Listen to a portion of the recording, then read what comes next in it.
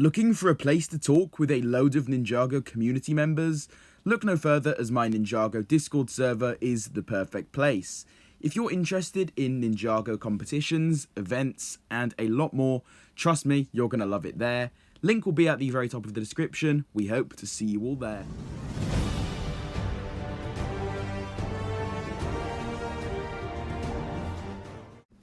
You guys seem to really enjoy the first episode of Ninjago Hot Takes, so why not go in for a round 2? As usual, today I'm going to be going through your hot Ninjago takes, sharing them with all of you guys watching while also giving my personal thoughts on them. Make sure to remember that this is just their own opinion, so do not send any hate their way or anything like that. It just isn't deserved at all. With this being said though, let's get started with the video. Kicking today's video off, we have a hot take from Batfan22, and this person says, the ending of Skybound was actually genius, even though you could argue that the entire season could have never happened and everything would be the same. It mended Jay and Nia's relationship and gave them an experience that no other ninja remembers, and honestly, I couldn't agree more with this one here. There's always that one argument of, oh, they rewound time, therefore it's bad, lazy writing. But in a way, it did still fix a lot of things, it was unique, and resolved some very important stuff, such as Jay and Nia's relationship, as you said. Great point here, thanks for the comment. S-Route, or Rort, something like that, so sorry if I absolutely just butchered that name, but they say, The Ice Emperor and Forbidden Spinjitzu are the show's two greatest concepts. This one's really interesting. In my opinion, I don't find Forbidden Spinjitzu to be that interesting, really. Maybe that is just me, but The Ice Emperor is really awesome. It's just a shame that it wasn't executed too well. I feel as though it could have been a lot better than what we actually ended up getting. Thanks for the comment again there. While we're at it, this same person left another comment saying, the Subspeeder is the best set from the Seabound wave. Great figs, amazing build, great price. The temple is the worst. While Jiro looks awful, the temple itself is shallow and hollow. Very interesting. I do have to agree with both points mentioned here. For the first one, I will admit that the figures are very solid to be fair, but the build, yeah, it just isn't for me personally, and I do not think it is the best set at all. However, I do kind of understand where you're coming from. However, if you like what you see in the images, then yeah, I definitely say it is a good deal.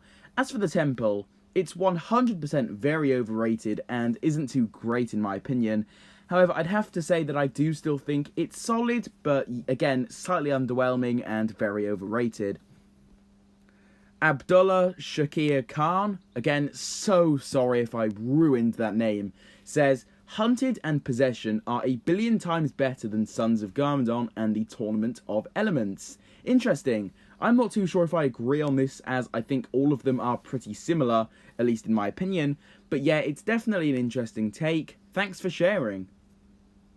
Zane says, Jay has probably some of the worst character development out of all the ninja. The only development he gets is something relating to Nia being in trouble, and when we are lucky and get to see Jay finally take charge, his ability to take charge instantly disappears the following season. We need a season learning more about his backstory and the disappearance of his birth parents. Very interesting take here, I will admit, possibly the best one so far, and I haven't really looked at it this way before. In a sense, I guess you're right, yeah. It would be great to see Jay get a focus season centered around something that isn't Nia related. Something that makes him more independent in the sense would be nice, because in reality, most Jay storylines revolve around his relationship with Nia. Next up, Film Jitsu Master says, Nia is not actually gone in Seabound. Since she is just in the sea, I think the ninja could still possibly see her maybe if they called out to her in the ocean.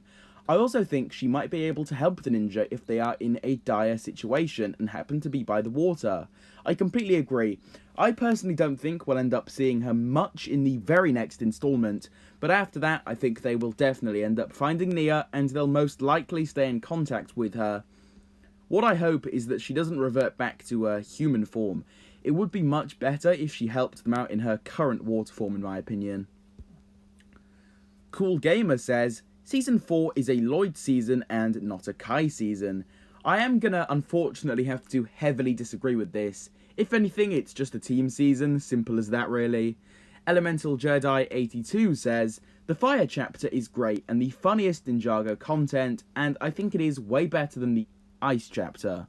I mean, fair enough, and good for you. I'm glad you like it. Overall, I don't think the Fire chapter is really too great in my opinion, but there are good parts of it, and again, I'm glad you enjoy it. Thanks a lot for the comment there. But with that being said though, those were all of your hot takes for this week. Hopefully you all enjoyed it, and if you want to see more just like this, then make sure you subscribe to the channel and drop a like on today's video. With all of this finally being said, I will see you all in my next one.